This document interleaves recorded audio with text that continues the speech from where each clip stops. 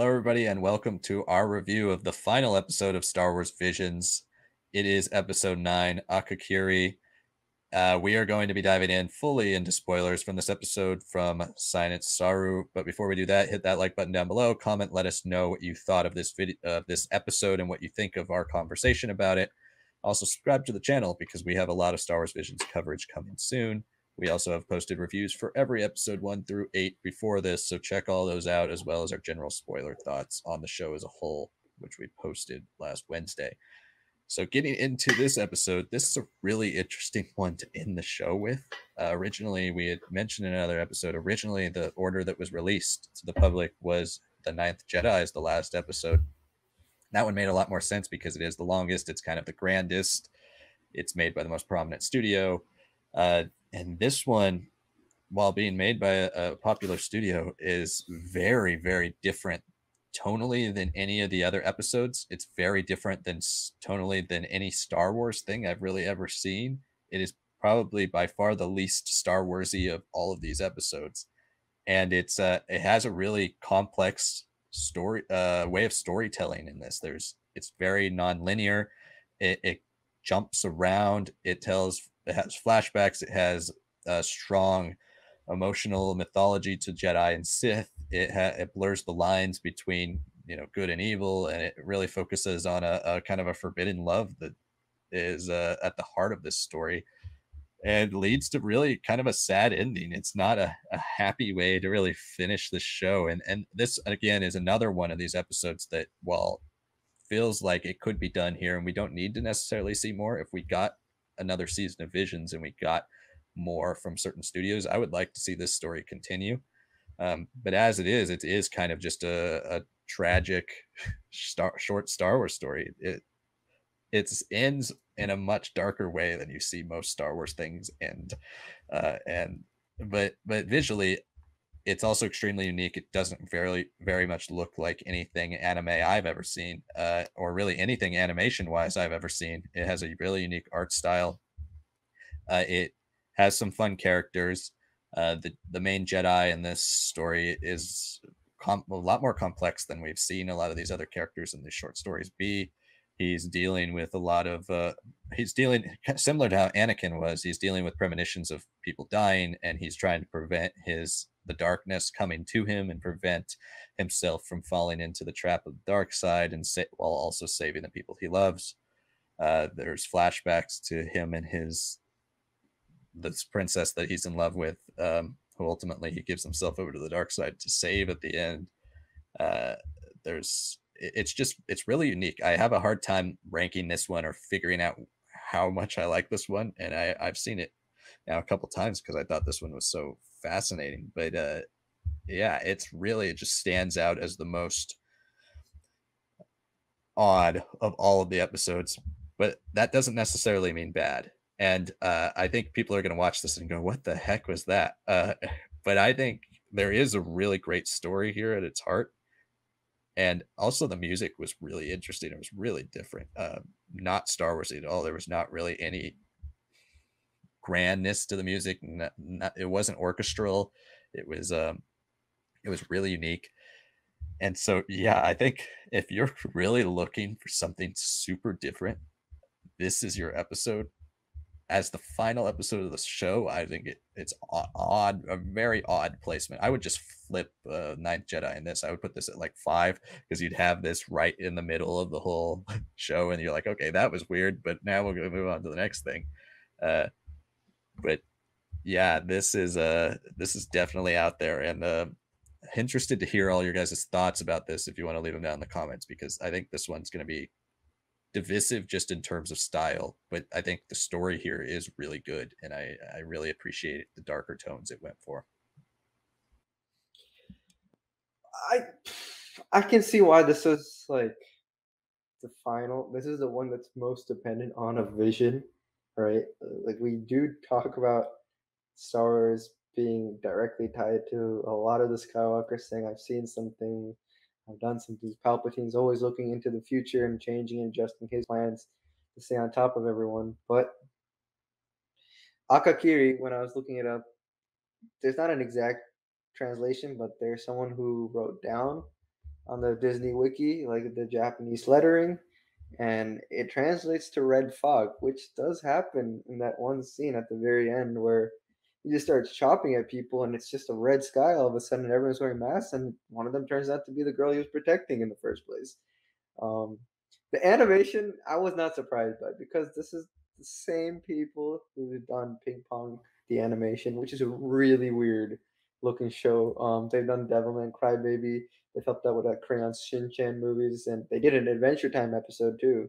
So they've done some very interesting things, and I think they did a recent one that they did was Japan Sinks or something, or Tokyo. I don't know, Tokyo Sinks. It's like a '70s novel that like has been adapted and speaks to cultural fears at that point and like the geological fears as well. Um, but yeah, I mean the story is weird because he's like always like something like literally debilitating him like every time he feels that vision. It's like a terrible migraine at first and it gets worse and worse. They use very strong Indian instruments. They use mridangam and they use the tabla for sure. That was very Indian instrumentation that I grew up my whole childhood listening, and I was very interested to see that like literally flow throughout the whole episode, kind of dictate like the pace and the mood at times. Um, because like how you play those instruments is like you kind of just freestyle on them. You just kind of go make your beat, make your little variations, and you just go for a while. And that's kind of just they just probably just told someone in the series like, hey, just do you, man. And they're like, oh, okay, like sure. I like that. I also like that. I felt like the people, the background characters are alive a bit more like the tour guides or not tour guides, but like they're guides to the valley. They're drunkards. They know some things, but they're really terrible at fighting. They're like openly proud of it, stuff like that. Yeah, I mean the animation looks sick in a lot of scenes, like a lot of interesting camera angles. Like there's one where it's like you see them walking into like a village through a rock cavity. Yeah, I mean the flashback part doesn't feel like it matters that much, but it is the reason why he's here. So it's nice to actually have seen that, like see what it was like in a more peaceful time. And then, I mean, it just happens, right? He's with her. They're fighting the sister of the king who's taken over, who's really like a Sith, like shogun warlord of some sorts, and she like beats them up, and then he's still fighting, and then he's hit by that vision again, and then suddenly he's just in red fog and fighting off people with masks, and then he kills the girl, and then he has to, like sell his soul to this woman, and he's like, "Yeah, I'll go to the dark side as long as she lives." And he has there's like a flashback to his master and like telling him not to do things like this. This is just a path that'll lead him down, of no return. But, like, I can't put it as, like, my top 3 episodes. Not because it's, like, confusing, not because it's, like, out there. It's just a little too uneasy for me, like, the feeling that comes from it in a way that I feel like it'll grow on me more and more. But in this moment, I'm just more like, "Oh, geez, like, ooh, that happened." Like, "Oh, okay." Like, yeah, it's like that. Geez, that's happening. That's what it is, and it's a very peculiar episode to end this whole thing on. I mean, it works, I guess, because the vision really does cause all this to happen. But is it is it the happiest ending? No, it's probably one of the darkest of the whole series. So it might be the only really truly dark one in the series too. Yeah, I mean, Akakiri. It's interesting. It really makes you think, and I guess if you really want to have people think about Visions as it finishes after they watch all these short films, this is the one to end it on if that's your goal. Yeah, absolutely. It's interesting as as you said. It's like it's really hard to describe. It has it is something you kind of have to you just have to see. It's avant-garde in a way. It really indulges itself in the way it's animated and the way it looks and the way it's telling its story. It's something that writing it down on a piece of paper, or reading the script, or I'm surprised this got approved as well because it's an interesting pitch on paper or just verbally to a studio like Disney, who is making this is their first foray into non-American centered Star Wars storytelling, and it is Tatooine Rhapsody or something might not be something they would think an American audience would like, but it's definitely identifiable with something that would be popular over in Japan, right? This just seems very avant-garde, and I don't even know what the script would be like. I feel like it would only be a couple pages. Uh, and so it's an interesting pitch, and it's an interesting way they were able to get this made. But I do appreciate it because it does feel the most auteurist of all of these. I think I might be wrong, but I think when it ended, it does say like written, produced, and directed by one person um, before it gets into the other credits. So it feels like a very cohesive vision, and it's a strong episode from that standpoint. I agree. I think it's hard for me to put in my top 3 or 4 just because it is so introspective and something you got to watch a couple times to really get all of the pieces of. But so I don't know if I necessarily like really enjoyed myself the first time I watched this, but I think it fits in that like 5 or 6 area, probably around 5. Yeah, and it's probably like the weirdest episode to see at like 2:30 a.m. when you're just like, Yeah, oh man, I've like stayed up. These have been great, watch but three man, like hours. yeah, and you're just like, what the hell was that? And like, yeah, yeah, Exactly. Like watch 3 hours of anime, Star Wars with all different tones, and then this is just like the most dour, sad way to end this yeah, show, and you're just like, oh, I guess it's over.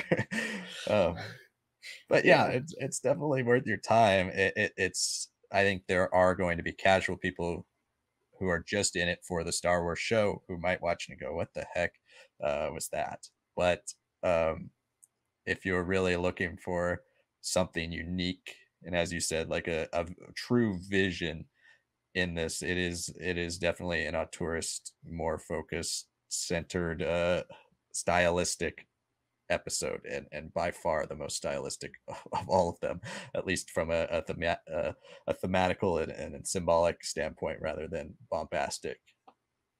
So yeah, that's Akakiri, last episode of Star Wars Visions. That concludes our episode reviews for Star Wars Visions, but we will still be talking about Star Wars Visions moving forward, and especially if they announce any more stuff coming from Visions in general. As we said, we could see new episodes being made eventually in the future for some of these arcs. So stay tuned for all of that. And as we said at the beginning, like the video, comment below, let us know what you thought of this episode as well as the rest of the Star Wars Visions episodes. You can check out each one of our episode reviews, which will already up on the channel. You can also check out our general spoiler review for the show if you're just looking for more of our general thoughts on everything we liked and disliked about the show as a whole.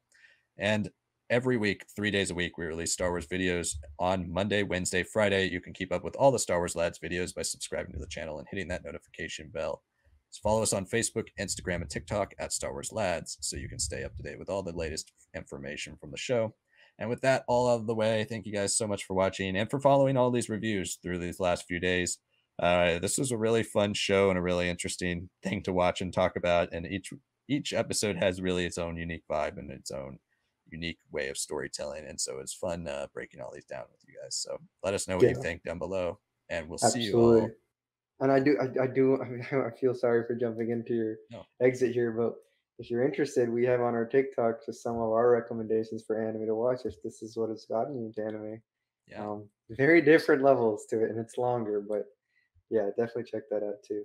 yeah, absolutely. You guys, if I know a lot of people, this will definitely be your first foray into anime, and I'm not the most well versed in anime television. I'm pretty well versed in anime films, but yeah, this definitely a lot of these different studios, the styles from some of these episodes have definitely intrigued me to check out a lot more of their work and to see a lot of the other things out there. So definitely check out that TikTok video and keep up to date with the TikTok because we are promoting news type of videos all the time. We do comic reviews on there as well.